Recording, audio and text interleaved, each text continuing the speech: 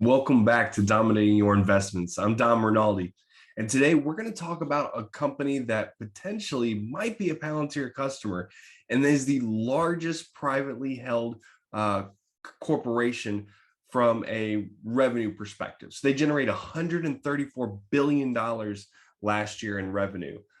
So let's jump into what that company is, why we think they're using Palantir, and of course, we don't have any final validation or from any word from Palantir on this, but I think when we look at all the different clues here, you'll see that they're probably been using Palantir Foundry for quite some time. So let's jump in. So you can see here, Cargill is a privately held American global food corporation based out of Minnesota, and they've been around since 1865, and they've generated 134 billion in 2021. You see here's some outdated information in Google, but let's take a look at kind of where they specialize in. Does it make sense as to a fit as to why they'd be using Foundry? So let's scroll down to this article that was written last year, talking about Justin Kershaw, Cargill CIO, was asked to list the biggest technology trends impacting food and agriculture in the industry itself. And so to support this endeavor, Cargill created its own proprietary data platform dubbed the Cargill Data Platform, or CDP, a centralized data analytics tool. It serves as a single source of truth for the entire enterprise, according to a piece in foodnavigator.com. The platform uses over 300 indicators that allow them to pull data from an expansive list of external and internal data sources, ranging from weather data to satellite imagery to GPS data to historical crop yields. Okay, so that's the first piece, right? Then we jump to the actual kind of proof in the pudding here is cargill.palantirfoundry.com has a single sign-on. So if this is an active single sign-on portal, then they are definitely a Palantir Foundry customer. Shout outs to the people on Reddit and Twitter who kind of found this. As we know with Palantir Foundry, you can actually type in any kind of main domain name for a company, .palantirfoundry.com. And if it pulls up this login screen here, typically that is indicated that they are using Palantir Foundry. Some other pieces that kind of lead to this is we look at this old article in 2013, just showing what Palantir has done with the World Food Organization. We've seen some of the videos that they have. They're very close. The World Food Organization is a very close partner of Cargill. And so just another thing that shows, Palantir's involvement in this part of the world in providing better agriculture and supply chain. So it says here what to plant as part of a USAID hackathon, which we know that Palantir uses that same term, hackathon, they have every year. Last fall, two nonprofits teamed up to revolutionize Uganda's approach to planting. Using 28,000 geo-coded soil samples provided by the Grameen Foundation, Palantir Technologies created a comprehensive soil map of Uganda. It includes pH levels, optimal places to plant top crops, maize, coffee, bananas, and soybeans, and risk areas for maggots and other pests. This app's value will continue to increase as other data sets are imposed on the soil info. So not necessarily pointing that they're working with Cargill from this article, but it does show some history here. And we've seen other videos around their involvement. They know that that's one of the industries in agriculture that they are very heavily involved in. And they say that, hey, these are one of the 40 that we're a part of. And we've seen the login. Now we can go and say, okay, well, what about some employees?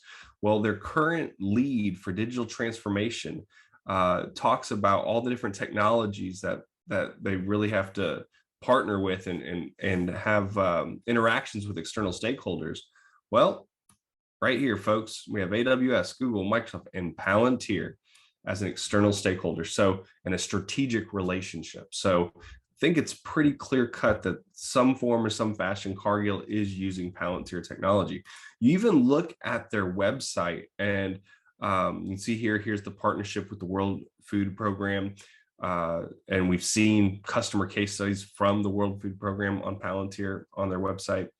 But we can also see here, when we look at their website, all these different segments and critical infrastructure and solutions that they have for different parts that really align up very similar to what Palantir's website looks like when you talk about data and data asset solutions. And so they talk about all the different data scientists they have and different offerings and domains, whether it's weather, rail, truck, and ocean logistics, food ingredients, bio, the list goes on and on. Very similar in how they structure in the Palantir website, which kind of leads like, if I'm Cargill, I'm going to have, I'm going to choose Palantir as my platform when they align so well to my business priorities and can give me those data insights and actually making faster decisions.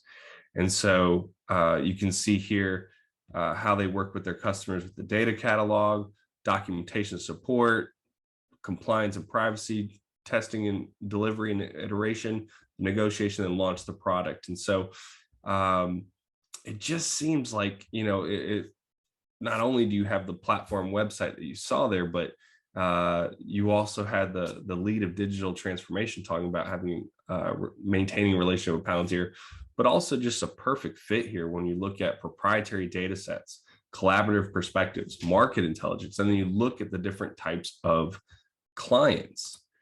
We can see transportation, logistics. Oh, I did that video on supply chain. I bet you they're probably using that, right? You look at their trucking industry.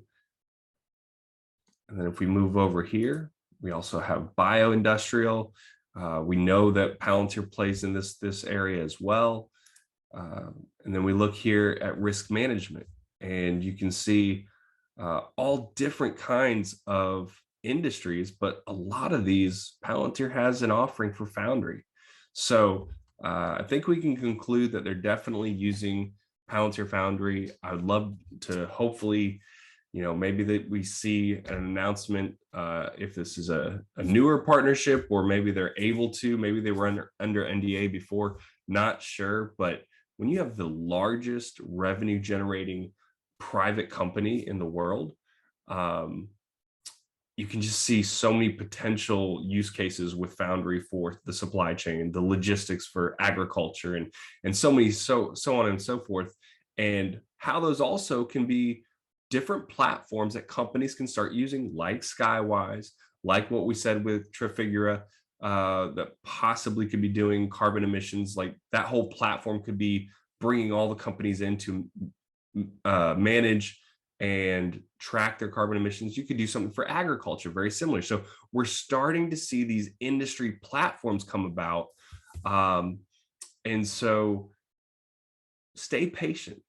Like as a Palantir investor, stay patient. This could really grow exponentially. This is why it's my #1 holding.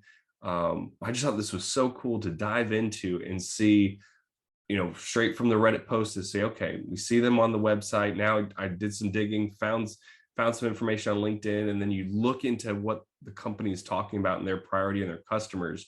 It's perfect overlap. So hopefully we'll see more and more of these, because the more you win specific problems in specific industries, you start building an extreme large moat and a very profitable and exponential expanse in different sectors for your business. So remember, it's never too late to dominate your investments. Hopefully this was entertaining, educational, a little bit of speculation here, but it looked pretty good as far as lining up them as a customer.